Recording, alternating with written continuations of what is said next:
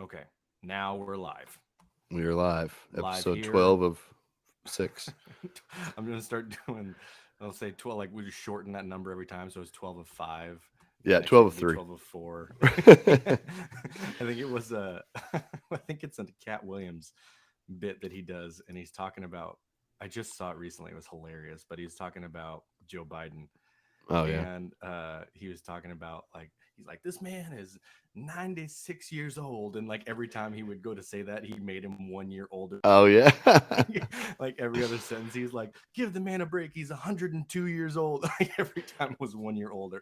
Yeah. So What good. do you think if you watch a lot of comedy?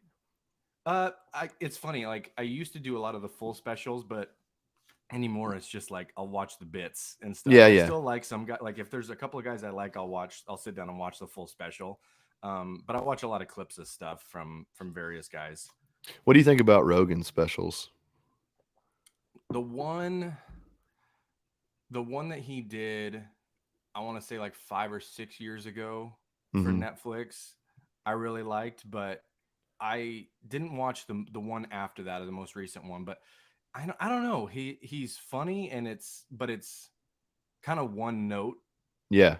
ish That's for me, you know? that would be kind of my take on him. Like, I think he's a good cultivator, and this is something I posted about the other day.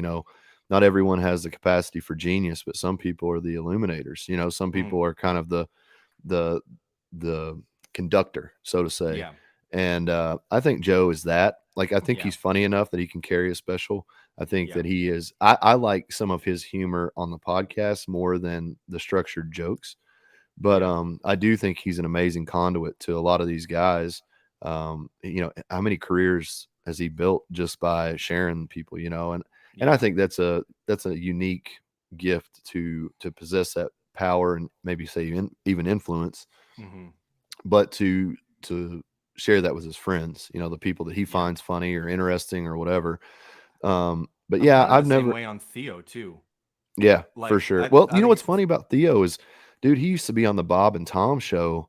Like, hmm that was like a syndicated radio show around here. I hmm think they were in Indiana, they were but nationwide. We used to get them yeah, in okay, here okay, too. yeah. I Yeah. knew I knew they were syndicated or whatever, but I didn't Yeah. know that or not syndicate. Well, they are now, but like I Yeah. just meant nationwide.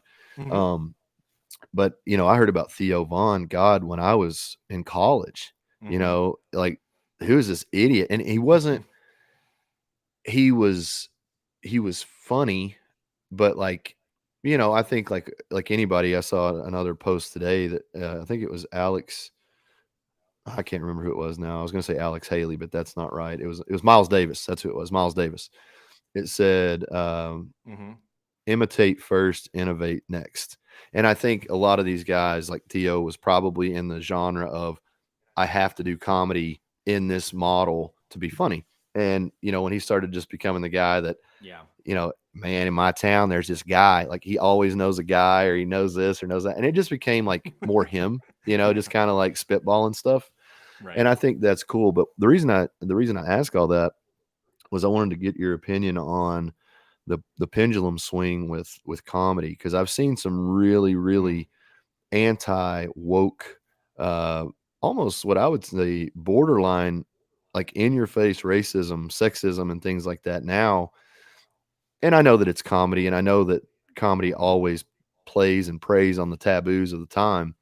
Do you think that as a collective consciousness that has probably been influenced more towards stand up comedy because of a guy like Rogan, do you think that, we'll just call it, that locker room humor is Hmm. going to infiltrate its way back into society? Because we've talked about it before. The pendulums of Yeah. any context in life come and go; they swing.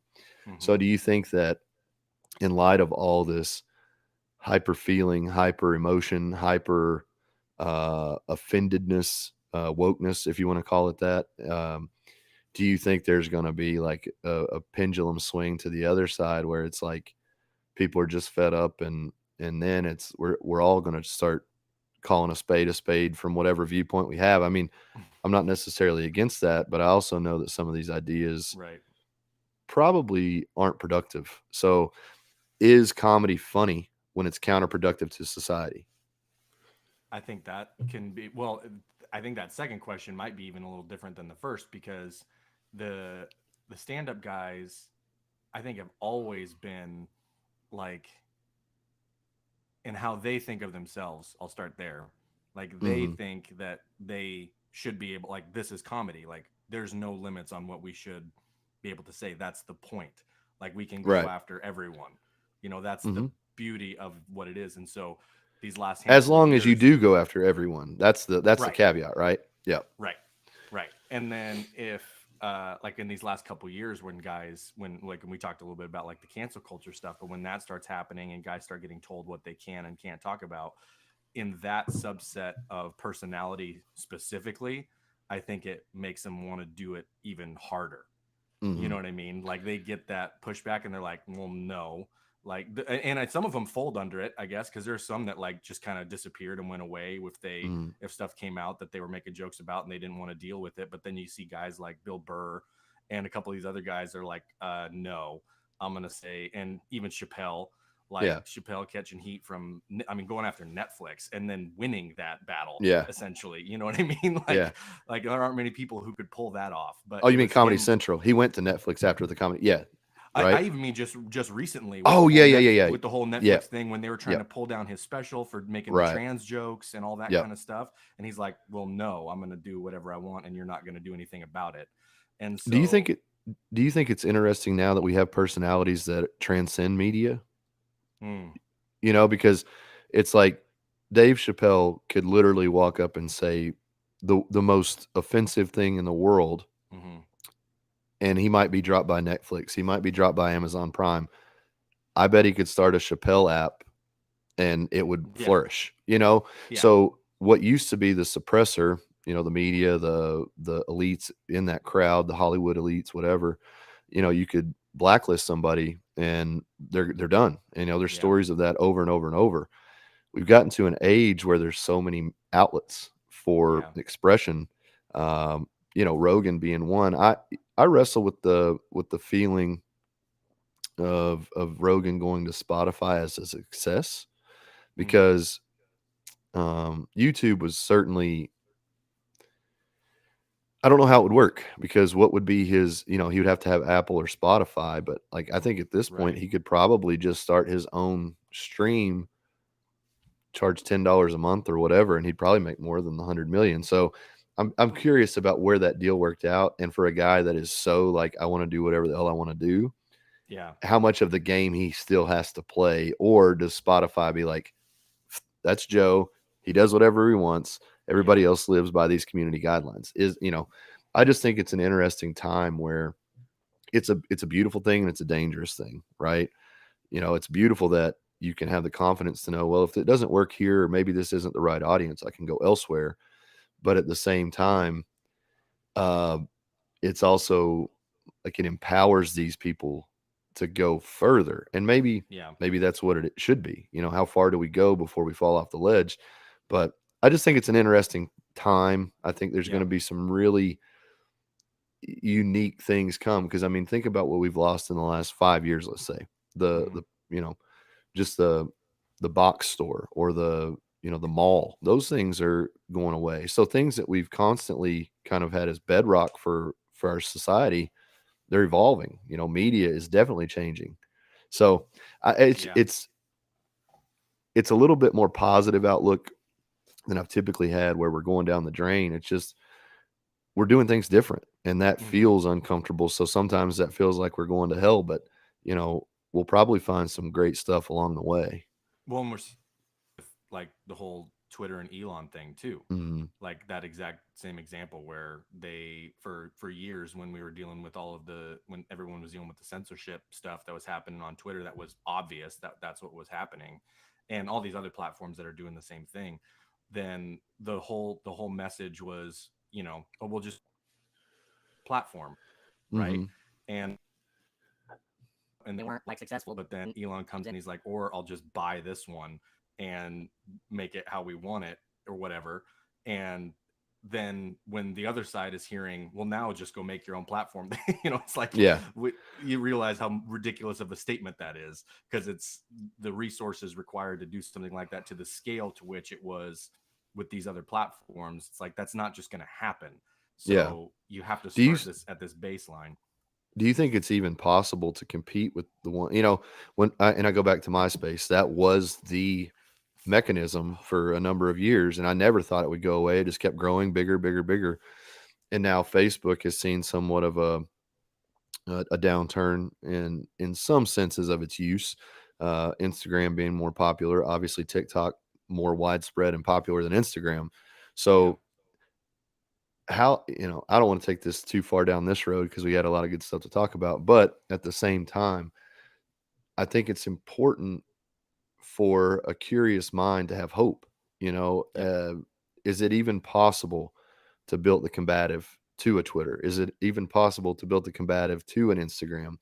And or is it going to be these micro pods where it's like, hey, Ross and I are going to do this thing over here, and it's just going to be to our channel. We're going to have 15, 20 members, and we're going to talk to you every week. Hmm. Like, I could see that happening. The micro Yeah. tribalism, Yep. becoming more.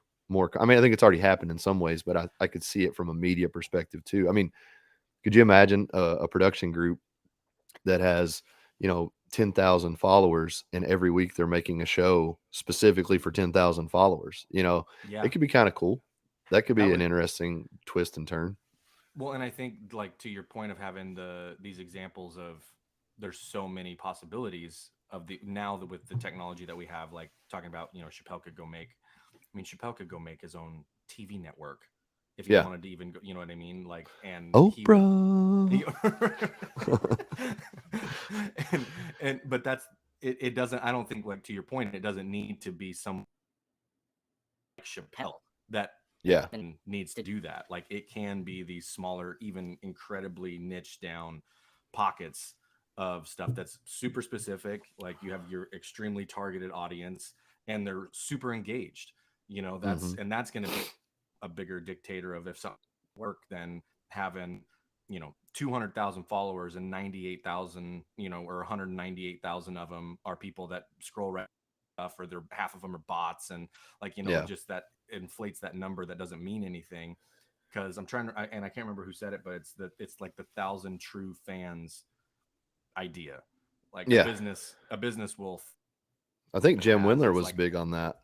yeah, a business will thrive if all it has is a thousand like diehard people that follow it. Hmm. That like anytime you put something out, they'll download it, they'll buy it, they'll share it. But like all you need is a thousand, and Yeah. people get this real like inflated sense of I've only got 2,500 followers on Instagram, and I need to be at 150 if I'm gonna actually do anything to make me money. And it's like, well, 2,500 people, if they're doing everything that you people, you'll never you that's twice as much as you actually need. It's just a Yeah. matter of, are you like serving those people in a positive way that's adding value and they want to continue to buy or whatever that service. Well, if you break it down, you and I were talking a little bit before we started recording some of the avenues that I've put down for myself to move forward in. And one of those, I've had a lot of requests for the Peace, Love, and Meat t-shirts. Obviously, it was a little bit more driven when Terrence and I were doing some stuff together, and I was highly, highly, like, it was posting every day, it was workout every day, journal every day. Yep. So obviously the influx of interest was then. Yep. But I think now, because of some of the transitions I've made personally, some of the transitions I've made through that page, and a lot of last year was just a big step back from it. Like, this Yep. is this is a thing, but it's not necessarily becoming more than it is. So now I have some direction on that. And like I said, the t-shirt, Yep. I have a very realistic goal of, let's say, 100 t-shirts a month. Well, if you have 2,500 loyal followers, loyal, and I don't even want to say followers, let's say people who are invested in Yep. what you're doing, um, you could sell 2 years worth of shirts 100 at a time, and that way you're not like forcing this stuff down their throat and beating them over the head with it.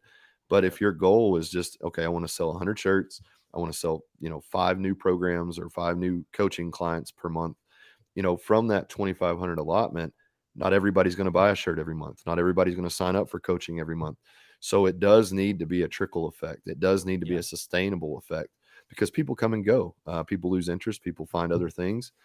I do think that there's something more approachable excitable about that, and that realization of breakdown of like, I don't need every person I have to believe in me or support me or buy my coaching or buy a product that I sell.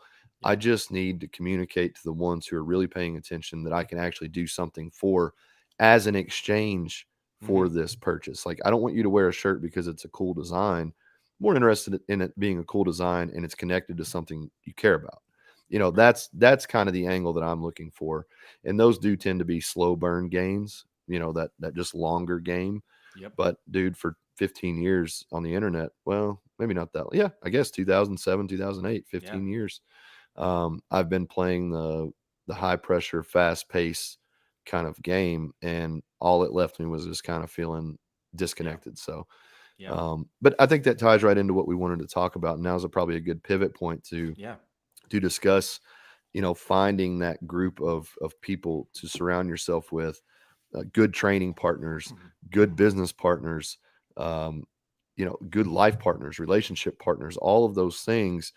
And it really stems from the same place inside the individual. I don't think that you necessarily go out and you just become a great businessman and lack any capacity to be a good husband or boyfriend or brother or son or whatever. Hmm. Those characteristics may get refined in one area, but the root of those actions, emotions, and feelings, they can be learned across the spectrum.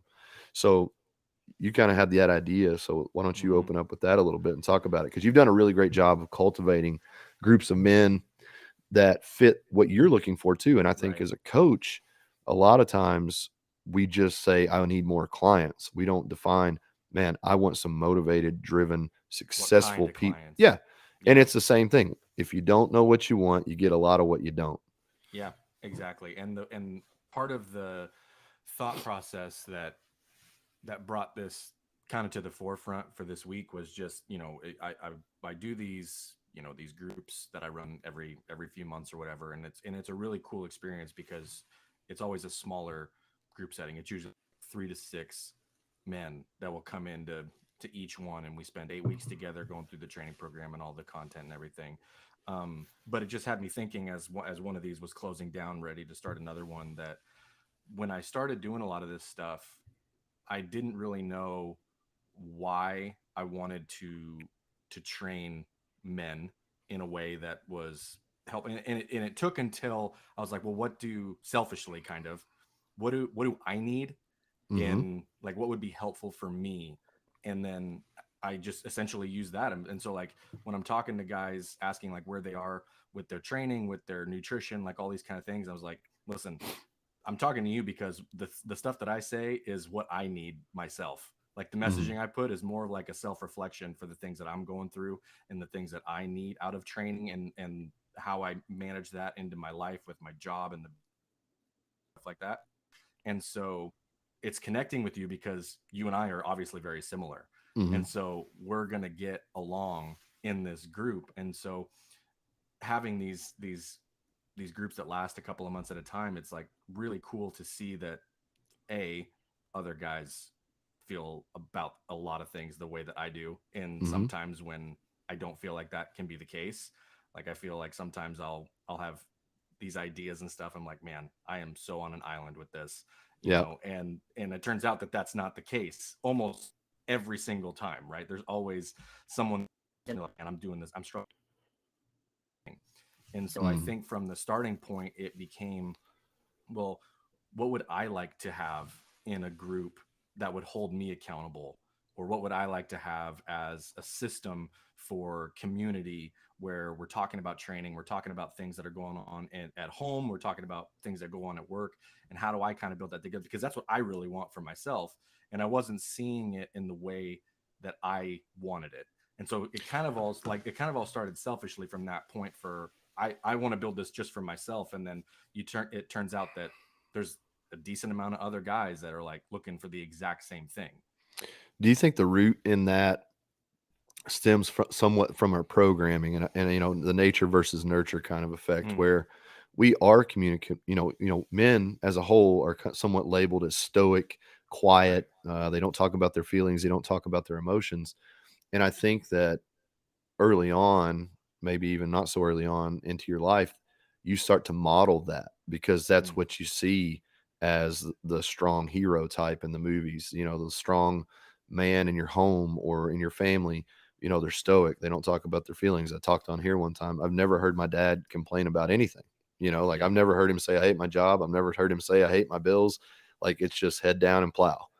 Yeah. And I think much in the same way where potentially a woman would like to get off the hamster wheel of chasing perfection and beauty and be seen for who she is. I think maybe a man might like to be heard for Mm. who he is. Yeah. Um, and only as an argument counter to the the popular opinion of what a man or a woman should be. A woman should be beautiful. A man should be stoic or this. I think when you get behind the closed door setting with other guys that you respect one for their accomplishments or the way they carry themselves or live their lives, and then the first person is vulnerable, dude, the walls come down. And that's Yeah. why I mentioned before, my first question to people, especially like when I see them and I know them a little bit, is how are you doing? Like, Yeah. really, how are you doing? And dude, I don't know if they're just waiting for someone to ask and give a shit, or if it's Yeah. like they know that I'm a person that is somewhat interested in that actually. But I do think men need to find other men that are willing to share that experience and get you Hmm. off that island. Even if it's not the same exact scenario, dude, you and I can talk about 15 things and there's parallels between our lives. You know what I Yeah. mean? So those parallels become lessons and they become help. So Yeah. I definitely And see why it's a beneficial thing. what you end up learning, especially like just for the example of my groups, 2 months isn't a long time, right? Hmm. But when we're talking every week and we have that consistency, like that is what I think helps foster that communication more, right? Like Yeah. having it be regular, consistent, like we're checking in every week, we're on it, we're doing group calls together and stuff, and everybody's learning each other. It's not just like me talking to one dude, I talk to another guy, I talk to, like, everybody's kind of in this group setting. And so when we're talking about our goals, right, and we talk a lot about how to set goals at the very beginning, and then everybody's checking in on each other throughout the whole thing, because we said out loud, like, this is what my 3 year, all of these things I'm working towards. And so it becomes, hey, how's this going? You said you were working on this, did you do this today? And so, like, having the deliberate, actually intentional, how are you doing question, and Hmm. knowing that it's coming from people that actually care. Because I think you'll see in the response that you get when you ask that, if someone actually thinks that you care. Yeah. Because if they think that you do, they'll be honest, and you'll know the difference of that versus, oh, everything's fine, things are good, Mm. and they just kind of pass it along because they don't really want to open up, because they probably don't think that you're serious. Yeah. So you can usually tell, like, if you ask somebody that and they just kind of like breeze by and like, oh, things are good, thanks, how are you doing, like, that's usually not someone who thinks you're maybe as interested as you intend. Just call your bluff on it right away. Yeah. Like, it's more of a, a pleasantry kind of a thing. Sure. Well, how do you think that what advice would you give to somebody that is looking for that group, I guess, like looking for Mm, that network, that connection, their tribe, so to say, to quote Sebastian Younger, yeah. uh, but they find the wrong one, and not from a sense of like they can do the workouts, they can write the journal prompts, they can do those things, but they don't actually fully integrate or mesh very well. Mm, But that is the group that they want to be in, right? And just a quick story, I had the same kind of conversation when we were at a hunting camp in Kentucky a few years back. I think I mentioned it on here possibly, but there were 5 or 6 of us there. Great conversation, amazing. Like people were sharing and talking and going deep, and the bourbon was being poured, and it was 2 o'clock in the morning, and it was just one of those nights where there was kind of a magic in the air.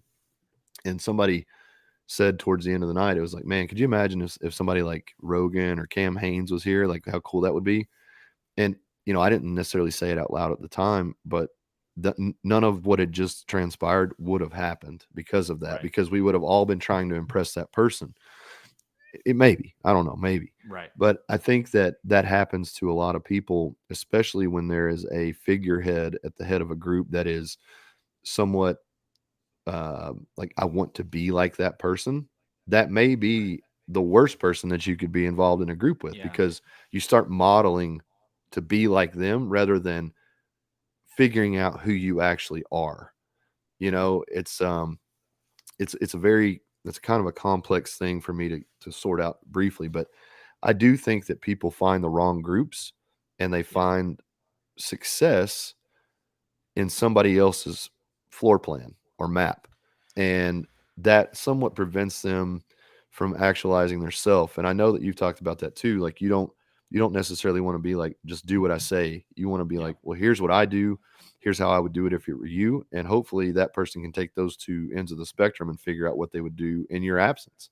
You Right. know, but how do you navigate a person into the correct group if they think they are, but maybe they're not? Well, it's interesting that example that you brought up of having like the person Hmm. be the model rather than like the message or the system, so to speak. That's Like all I it's see anymore. yeah, it's You know, always it's not like, this here's my it's this process. This is yeah, me. I'm exactly. cool as shit. Be like me. And especially in I mean, like we've probably talked about this before. I don't even know if we've done it recording or not, but like there's been in the last like 30 years, I bet there's less than 5 people who are actually like credited with creating something in training that is unique, Sure. right? Like everything has been around forever. Hmm. And so when somebody takes something, this is this is my system, this and they make it about themselves rather than like, look, this is some things that can work.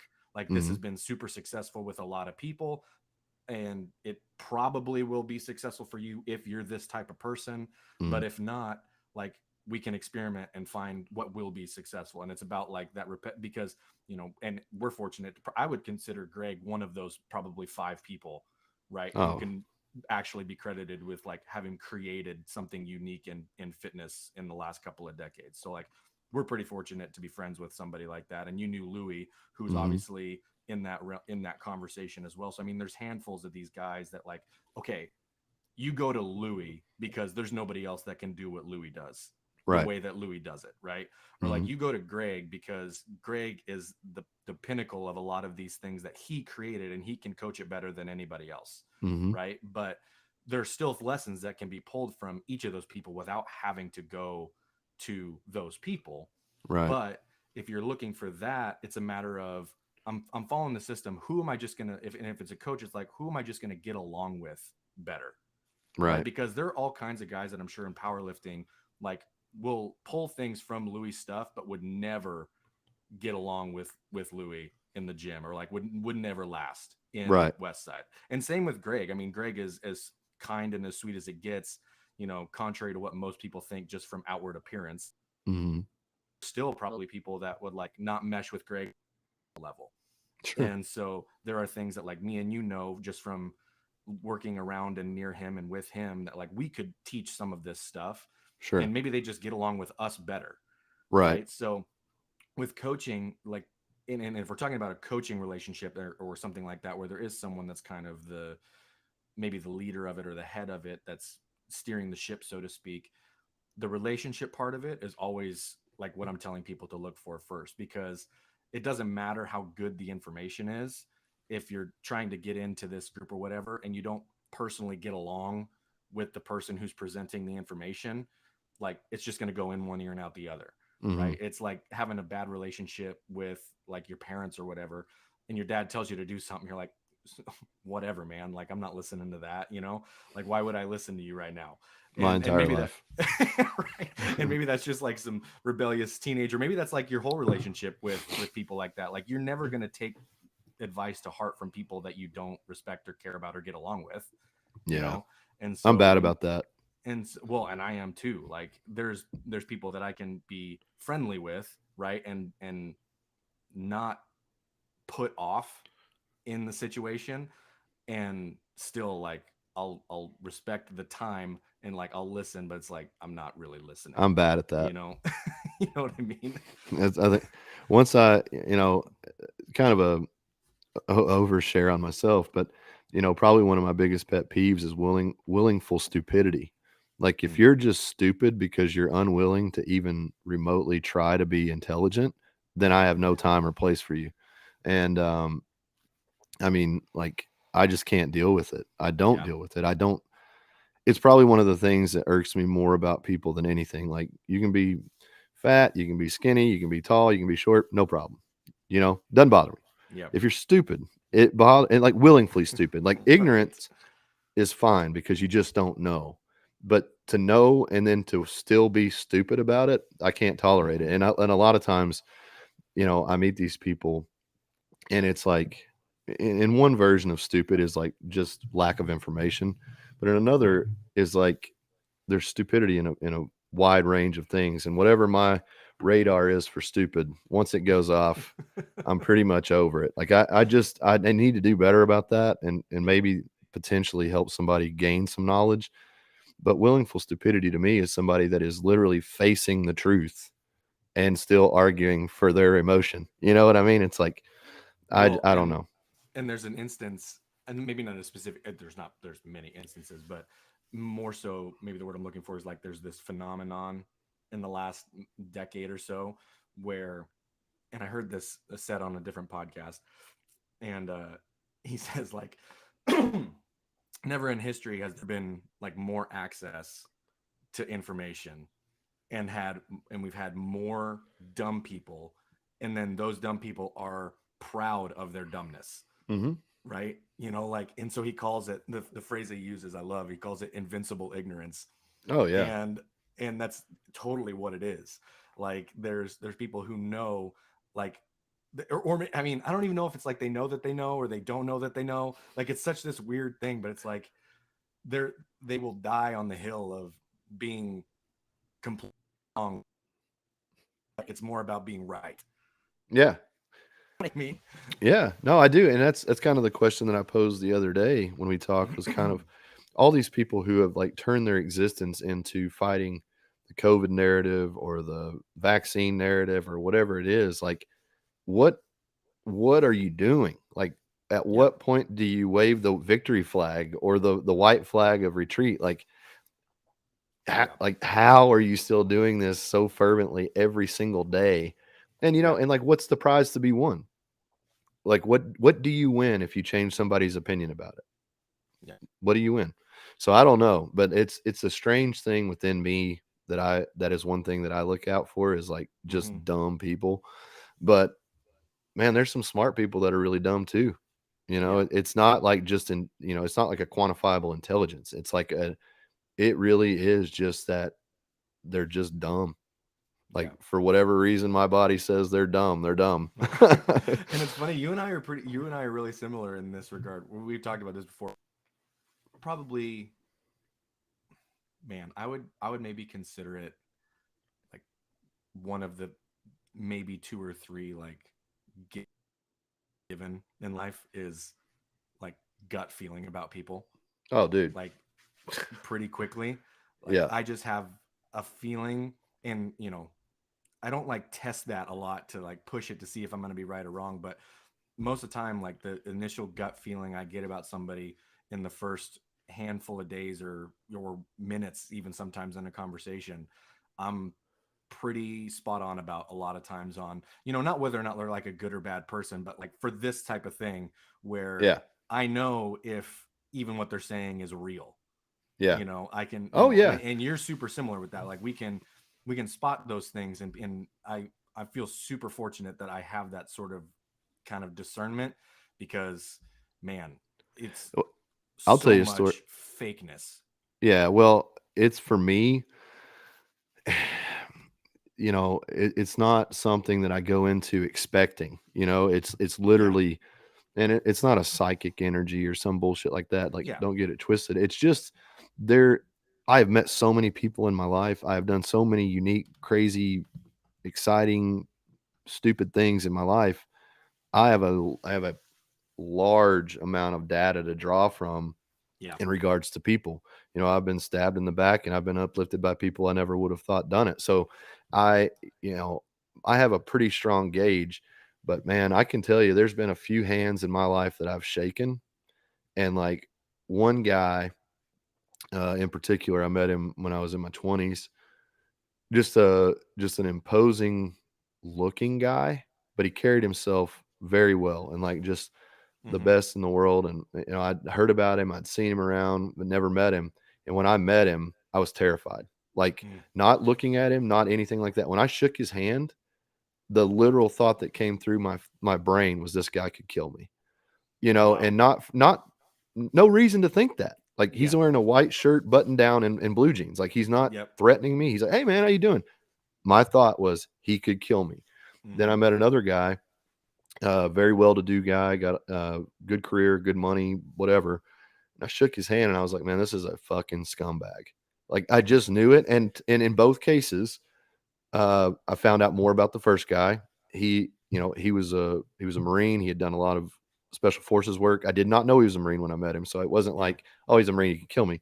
It was just like this dude has been Puts busy. off that vibe. He's been Yeah. busy before. Yeah. And on the other hand, the guy has proven himself to be a scumbag. And it's not. I had no reason to think, feel, or decide either of those things, but Mm-hmm. that is a very, very continual thing that has happened throughout my life. And actually, I think that that is one of my strengths with Sornex Outdoors is being someone who networks, being someone who can unify people. And Bert taught me a lot. I call Bert the nucleus. Mm-hmm. He's like, he may not be the thing that people are drawn to, but he is the one that is connecting the people to what they're drawn to. Right. And Bert really imparted that upon me. I think Bert has a strong gut. We talk about people when we catch interest or look at potentially working with them. And it's not an everyday thing. We're not sitting here just grilling people, but like when somebody's like, Yeah. well, what's up with this guy? And, it's an important thing as a business to not be not to have the Trojan horse example where you let in people Yeah. because it looks pretty and shiny and it sells a bunch of t-shirts, but Yep. is that your demise in the end? So I think with a company like Sornex, a boss like Bert, the team that we have, I think that's one of my assets to the company is continually having a curiosity about people, curiosity about different things, and then deciphering within those things and interests who the people are that are actually genuine and real and would help if you needed Yep. help, but we could also help them versus the person who is going to step on your throat as soon as they're done with you. And dude, the world's rampant. I mean, it's Yeah. full of both. So I try to decipher, and that's probably why I'm guilty of trusting that gut instinct too often, because as many as I find that I'm like, man, this is just a sleazeball that I want nothing to do with, I find probably less, but a fair amount of people who are just like doing really, really great, amazing things that you would never know about otherwise. So Corey Hawk being an example like that. He's just a quiet guy that is making Yep. amazing uh, traditional bows by hand, and now he's teaching those people. Yep. He's just a guy that I got along with from the jump, Yep. and you know, Same. he has kind of woven himself into the Sornex Outdoors fabric a little bit. That's a good call. There are other people that maybe have made it through the cut that I hope don't ever fucking come around ever again, but I'll see him in a few days. So, it's the truth of the matter is as I've grown older, my tolerance for bullshit and my recognition of someone just because they did something 10 years ago. That's like I don't expect anybody to fall over their feet because I powerlifted. Yeah. Like that was a Right. long time ago. I Yep. expect to be viewed on how I am and how I treat people. And So especially like in your instance, when you think of the percentage of people who even don't even know what powerlifting is, mhm. like they have no reference for what any of those things even mean, anyways, you Yeah. know, and it makes me think because that ability or gift or whatever we want to call it of that discernment, that gut feeling, I think is from just a survival standpoint, everyone has, Mhm. but it makes me wonder like what has happened or what are we doing every day where that gets essentially muffled to where people don't actually have the ability to tap into that, because I just don't everyone's got it to some degree. yeah. So like I'm sure it's but why is that such a for so many where it's evident that people just get sucked into these situations. I think that, you know, Instagram, Facebook being unique to our recent consciousness as far as I can see how many people like this thing or how Yeah. many people share this thing or follow this thing. So I think that a lot of times people have turned that off because it's like, oh, there's 11,000 people here before me and this is good for them and they're motivated by it and they're excited about it. Okay, I can probably trust it. So they turn off their instincts and trust of others. And I mean, maybe that's true, maybe that's false, maybe it's just me Yeah. rambling on, but I think there's something to it.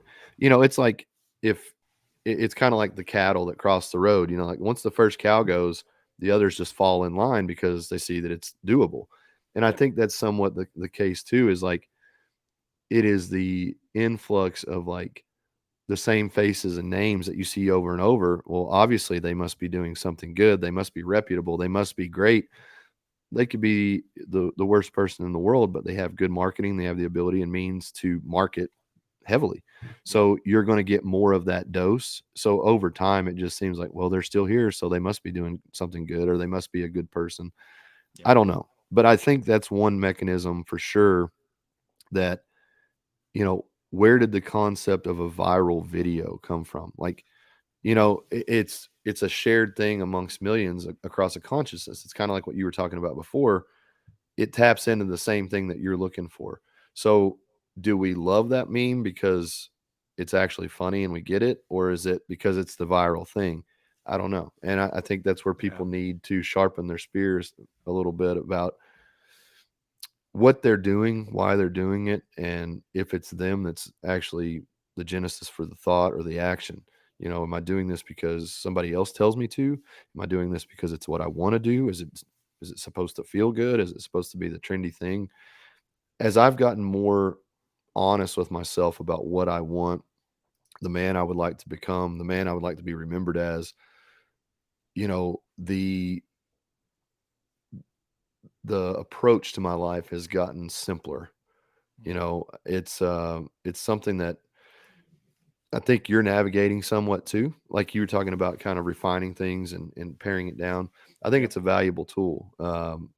I think that we need those smaller groups in some essence, but we need those smaller groups so that we can exist amongst the collective.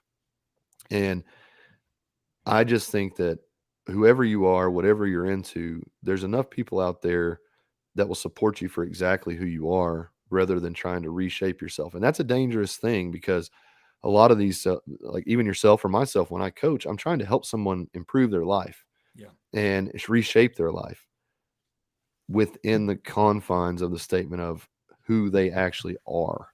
Right. And it's very difficult to help them to that sometimes rather than helping them become more like me or they become more like whoever they're following. Yep. How do you navigate some of that stuff? How do you not create a bunch of mini Rosses in your group in your group? Man, that would be terrible. Um, I would think a lot of it is a little bit of what we were talking about earlier is at least how I like to coach, right? Mhm. Putting forth the idea of, look, this might work, Mhm. right? Like being up front with that at the beginning. Like, look, these are the things, like we said, these are the things that I have found success with personally. A good percentage of the guys that come in find success with these things. It might work for you, right? Just Sure. based on that alone. But at the front end, saying like, look, if not, I will help you experiment until we find something that does. Right. Like, and that's part of the what I think the coach really is more responsible for in a lot of degrees. It's not just like getting X result, it's about finding the path that gets to X result, right? Sure. And that same Mhm. path isn't going to be the same for everybody, but that, I always think of this. I'm trying to think of it's called like the hero's journey. It's a Mhm. writing thing, right? Yep. And a lot of people like to, but what gets lost is this idea that the coach, for example, is Hercules, Right. right? In the story. And the Mhm. coach is not Hercules. In the cartoon, anyways, coach is the little Danny DeVito, Phil Goatman, right? Yeah. Like that's who the coach is. The client or the person that's coming to you for help is the Hercules. So it's Mhm. his job to find here's what's going to work for this person. And a really great, just for a saying I loved, Julian Pinot, who runs Strong Fit and like does a lot of strongman stuff, and he might be one of those other people I put in that group before of like who's actually created a system that's really unique, Mhm. amazingly brilliant man. But he always says coaching is not about like teaching a squat, it's teaching that person to squat, Yeah. and so finding the person that's going to pay you the attention, that's like, look, this is my situation, I know I'm not like some snowflake that's unique, but look, this is what's going on in my life. How can we navigate this and find the path that maybe it deviates a little bit from what you're used to coaching? Like Mhm. that's what I tend to, because when I go work with coaches, I'm like, look, this is my situation. I have two kids, I have a business, I have training, I have all these other things that I'm doing. It's like not everybody has this exact thing, but Mhm. all people are busy. So how Right. do we navigate my version of busy and make something work for me? And I think that's where like the coach can be the most valuable, is helping you navigate that stuff rather than be like, look, do this step by step all the way through and you'll get this. And if you don't, it's your fault, not the program's, Yeah. right? Because we know this program worked for a ton of people, but Sure. that's not the reason that it works. Yeah, and one of the things too that I think people need to understand about coaching, sometimes, I posted about it just a few minutes ago. My workout last night was mace work. I mean, literally Mm-hmm. some pendulums and some 360s, and then I just did some of my little mace push-ups I do on the floor with the Yep. off handle, and then pull-ups, some Bulgarian split squats, and Hindu push-ups.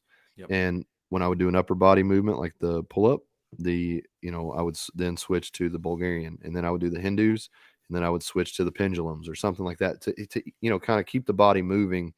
And it was 23 minutes where I literally never stopped pacing if I wasn't lifting. It was 23 minutes of movement, Yep. but I was pretty crushed. It was like a really good workout.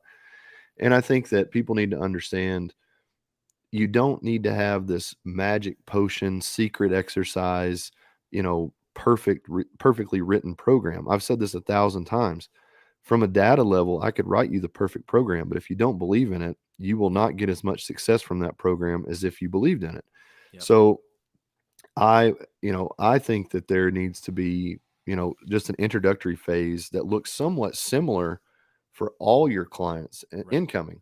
Now, as a client, that may sound like, well, why are you giving me the same program that I gave this other guy? Well, I know what success looks like around those parameters.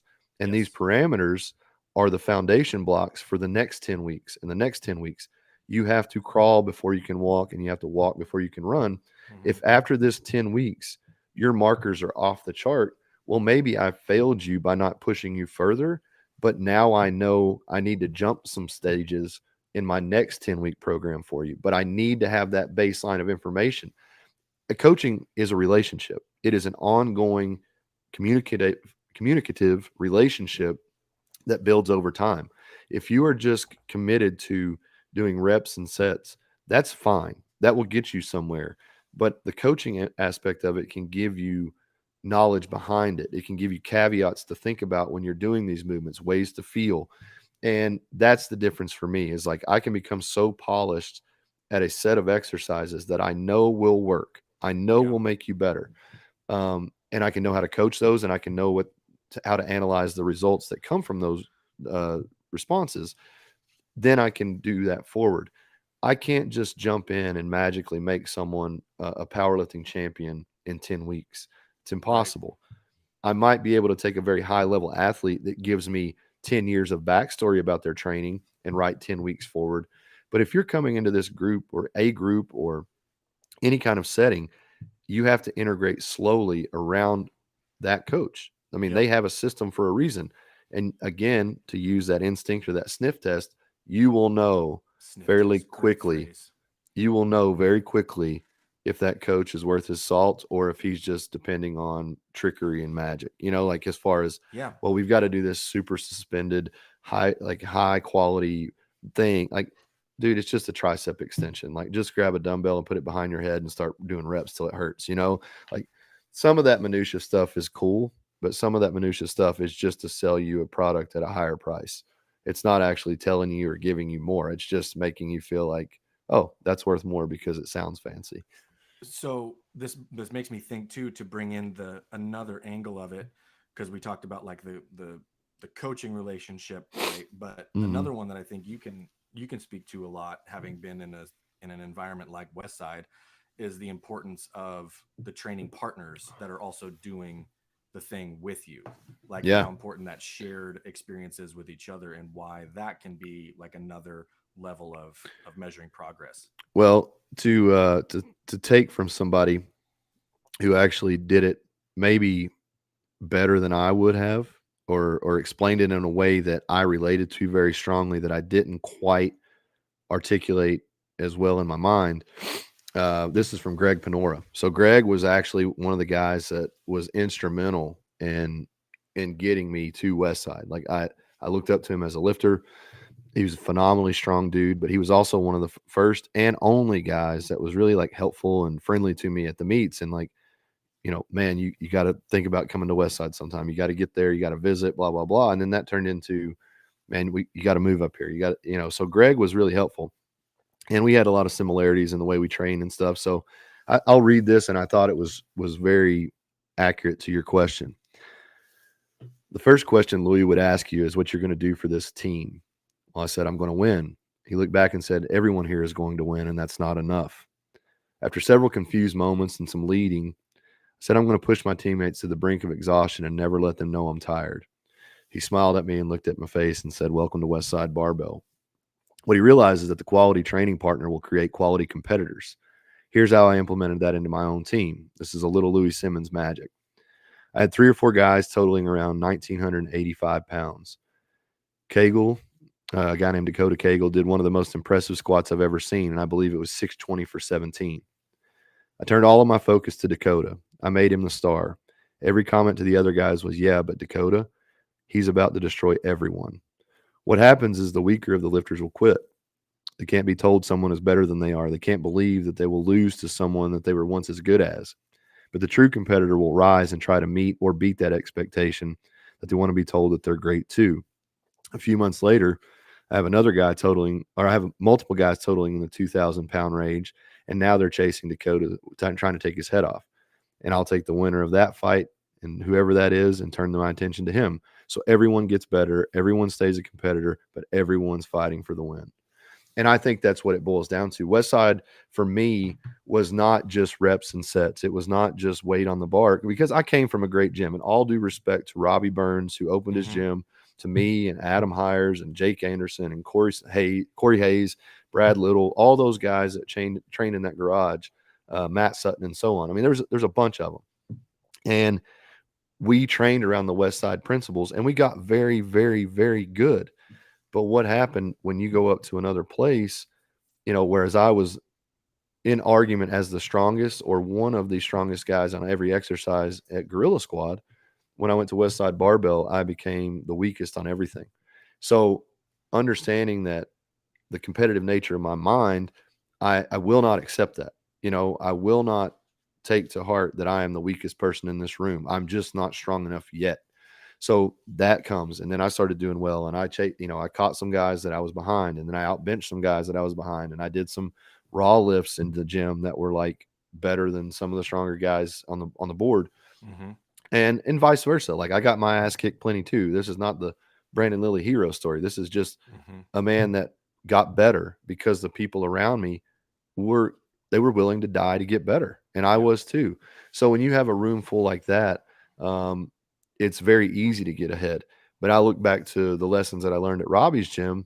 Robbie took guys that were somewhat, I don't want to say average because everyone in there was strong, but people who didn't have the experience or depth of time in the sport of powerlifting, and made great lifters beyond what I believed those men walking through that door thought their potential even was. Yeah. And, I think a guy coming in saying, I want to squat 500 pounds. Well, you squat 710 in a year, those kind of things. So I Yeah. think your teammates can critically make or break you.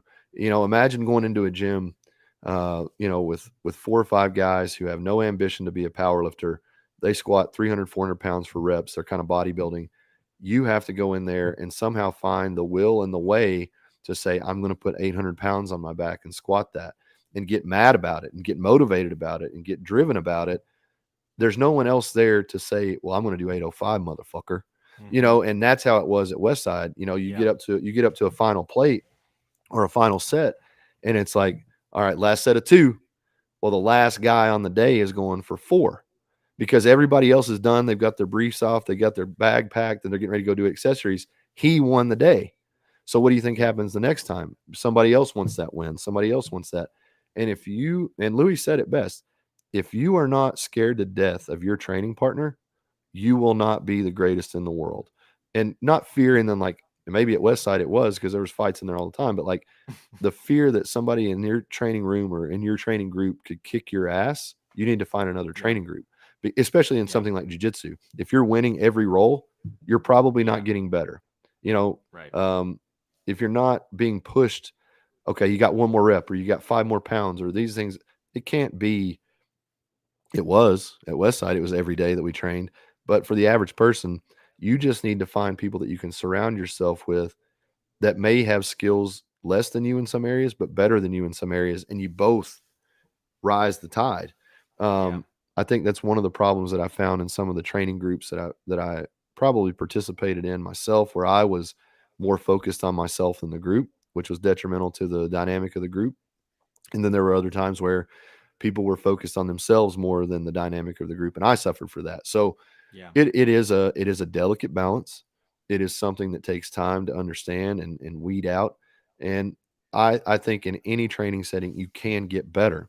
But when you find that core group of killers, like the guys that are going to do it to the limit, if that's your thing, like if that was my thing at the time was, I used to think I was going to die at 50. I thought if I lived at 51, I didn't try hard enough.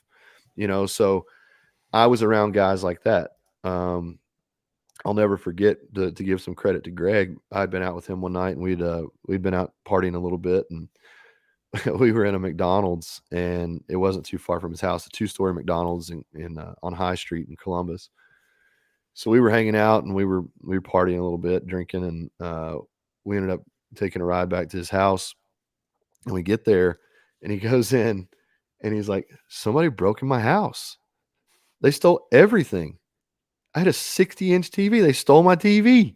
Like he was like shocked about it, pissed about it. This is like 2 or 3 in the morning. So he's like, well, shit, I got to train in the morning. Literally walks in and lays down on the floor and goes to sleep.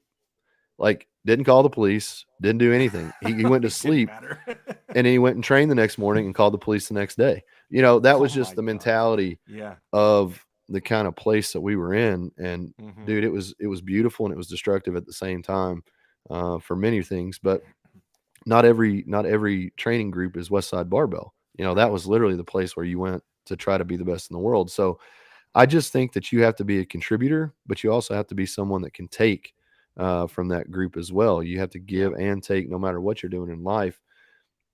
I just think that some people wanted to train at Westside for the fucking t-shirt, Yeah. and that's cool too. It Mm-hmm. just wasn't who I was. Like, I didn't Right. want to train it for the t-shirt. Um, I wanted to wear the t-shirt on the platform when it mattered, and that was a different thing. Like, it's kind of like the Hell's Angels shirts. You can buy them online Right. now, or you can have a patch, and it's not the same. So, um, I There don't know. was That's probably a long rambling way to put it, but Greg nailed that right there. And just the fact that you a coach should reward his best athlete and Yep. then turn his attention to that best athlete, because right now we're on that groove of improvement. It's going Yep. to stall, and then somebody else is going to catch up. So Louis was very good about that, and it caught a lot of feelings for people that couldn't handle that they were the man one day and then somebody beat them, and now Louis is giving them all their attention. But he played psychological warfare with all of us, because Yeah. if you were bulletproof to his shit talk, to the fear of a fight or a threat from anybody else in the gym, if you could overcome that and you squat 8, 10 sets every time you squatting 3 squats on a Saturday morning isn't that hard. Right. So it was That's preparation beyond what we needed to be prepared for. There was a funny heard, and I'm pretty sure it was from on his podcast. I'm pretty sure it was Gregory Hmm. on his podcast, and it was like the first time he had gone in to try and see if Louie was in there. And like Louie's first thing he said, he's like, "All right, we'll come in on Friday, which is like, which is squad day." Yeah. And he's like, "And you can go squat with Amy, and Yeah. that'll be how you." Amy And Weisberger. then, Yeah. yeah, and so and like Corey, okay, kind of in that mode where he's like, "Oh well, that's kind of embarrassing," him under the table basically because they start with Mm-hmm. like good mornings, and she's Oh just yeah. crushing him. And so, but like that Mm-hmm. thing of like the first thing he's just going to mess with your mind, and you Oh either yeah. respond to that positively or you chicken out and you don't come back. Well, that's what I told you that time I met him at Bob Evans. He said, he'd seen me lift. He invited me up. He said, "What do you weigh?" Mm-hmm. And I was like, "I'm 272." He said, "What did you squat at that meet?" And I was like, 750. He said, "It's not going to cut it. I got a 181 woman that squats 750." And it like I don't care if it hurts your feelings. That's Yep. what the books show. Like that's the truth. But that was the cool thing about him too. He, you did something, you thought it was great. You feel good about it, and he's like, "Well, your form broke down and you just kind of muscled your way through it." Well, isn't that what I was supposed to do? No, you're supposed to hold your fucking form. So there was always that refinement and that shit talk that Louie was like the best at in the world. But I just think that a lot of people, in my experience, okay, in my experience, I have always done well with that overbearing coach. The kind of one that yells and screams at you and tells you you're a piece of shit. I've always done good with that. Mm-hmm. That's how I self-coach myself. Self-loathing, self-coaching. It's a method, I call it. Right. And I've responded to that. I don't think it's for everyone. I definitely saw it break people. I definitely saw a guy move his entire life to the gym, walk in and ask Chuck where he could put his bag, and Chuck said, "You can't train here, leave." And that was, Chuck had that assessment of him 2 minutes walking inside the door. He's like, "No, you can't train here." And the dude had moved there. So, it's one of those situations where there's it took life back down to what it is. Yeah. It is just survival, Yep. and I got kicked out of there because I was so distracted in my life. There was so much shit going on and just not good stuff. Louis was like, "You need to take some time away, get yourself together and come back." Because as of myself, he didn't give a shit that I wasn't getting better. And he told me that. He was like, "It's your life. You don't have to get better, but you're taking away focus Mm. from the teammate." Yep. And dude, that was hard. That was very Yep. hard for me to hear, because at that time Westside was my Everest. But I went over to Lex and Extreme and started training with Danny Daig and those guys, and actually for myself found an environment that was not as cutthroat in that moment. But we built into that because Chuck was training there, Michael Yep. Cartinian was training there, Jason Coker trained there. So we ended up kind of developing our own group over some time. And Mike Johnson, a strong guy, Danny Day was the kind of orchestrator of all of it. And that's where the cube began to formulate with Jimmy Harris, my training partner, one of my closest friends at the time. And it was an experimental place that we could experiment. Whereas at Yep. Westside, it was somewhat Louie's experiment. Yep. That place had no boundaries. So I don't know that the evolution would have worked in reverse. Like if I had gone from a place Right. where I could be hyper creative, hyper individualized, and then into a place where it's real structured and rigid, I Yep. don't know if I would have done so well. But because I had the organization, the structure, and that emphasis first, I was able to take those lessons and apply them in a less constrictive environment and still find success. And actually, the most success I ever found in my life. I was stronger. I think I was the first person to leave Westside and put up a bigger total than when Mm. they were there. And then I did the raw stuff. So And that really kind of, to bring it full circle, and we're and start to close it, but it tells that story of what we were talking about on how you find what's going to yeah. work. Like you go somewhere until you find the environment that is conducive to you progressing, Hmm. and you did some, and you probably had a ton of progress with Louis, Oh yeah, for sure. but then like you said, it just took a different type of system and Hmm. different type of environment to have you flourish even more. And Well, so I I don't think that I'm sorry to interrupt you, but I yep. don't think that I would have failed had I stayed at Westside. Right. It was my outside the gym problems became so, and that's the way it was at Westside because everybody kind of knew everybody's story, and that led to gossip sometimes, that led to drama sometimes. But it really was for me. I was just trying to juggle living in Columbus, having a kid in Kentucky, and bouncing around and all these things and trying to check all the dots in my life. And it was just too much. Yep. Whereas when I went, at Westside, it was like they had a reputation of greatness. So they didn't want anything less than that. Whereas at Lexington, they were trying to build their reputation of greatness. Yeah. And it was more understanding of, okay, you've got a life outside of this place. We expect you to be here. We expect you to be dedicated, but handle your shit too. And Yep. that was just enough of a pressure release on me that I was like, you know what? I can't make it to training on Monday. I'm going to train at home, but I'll be here Tuesday morning for accessory day or whatever. That was Yep. just not an acceptable solution when I was at Westside. It was like, be Yep. there, you're fucking done. And just having a group that was more understanding, and they knew on Monday at home I would train my ass off. I wasn't going to be a detriment on Tuesday morning coming in whatever condition, or Right. not showing up, or not having trained the day before. So you just have to kind of, it is life. You have to experiment, try, fail, pick yourself up and keep moving forward. But along the way, you will start to identify markers of people. I knew the guys at Lexington were going to be great lifters. I just didn't know what the environment would be like. But I brought a flavor to that environment that I think helped everyone, just like everybody had their own flavor that helped everyone else. So, yeah. The in my closing thought, that as I was as you were giving that example, that's kind of the whole point. Is as much as we would like to say we don't want you to go into somewhere and realize it's not for you, sometimes that's necessary to know what isn't going to work. So like, we don't want to say like, you might end up wasting money if you're joining a coaching group or whatever, but sometimes that just has to happen, so more so, and sometimes it's even more important, what isn't for you, Yeah. before, until you find the thing that this is. You might go through two or three coaches or two or three groups and you're like, this Mhm. isn't working or whatever, but that's giving you just as much data and information as the one that is actually going to end up working for you, because all the things that now I have this experience to go forward and be like, look, if it's anything like this, I don't want this. Right. Right. And that's just as important. Oh, it is. And I mean, I think it's how you refine relationships. It's how you refine your workspace. It's how you refine yourself in any avenue as an adult or in life. You have to try, assess, reapply. It's even if it's the same thing over and over, even if you're doing a good job, consistently, healthily reassess yourself and just say, is this what I still want? Is this still serving me? Am I still on course for the life that I want to build? And I know that sounds a little deeper than it has to be on every little thing, but I Yeah, feel like if you start defining those parameters for your life, the things just start to stay within those walls. You don't have to do a lot of excessive thinking or work to hold that line. It just becomes a standard of how you live. exactly. And I think we'll cut it there. That's a pretty All right, good brother. I spot to wrap it appreciate it, up, man. man.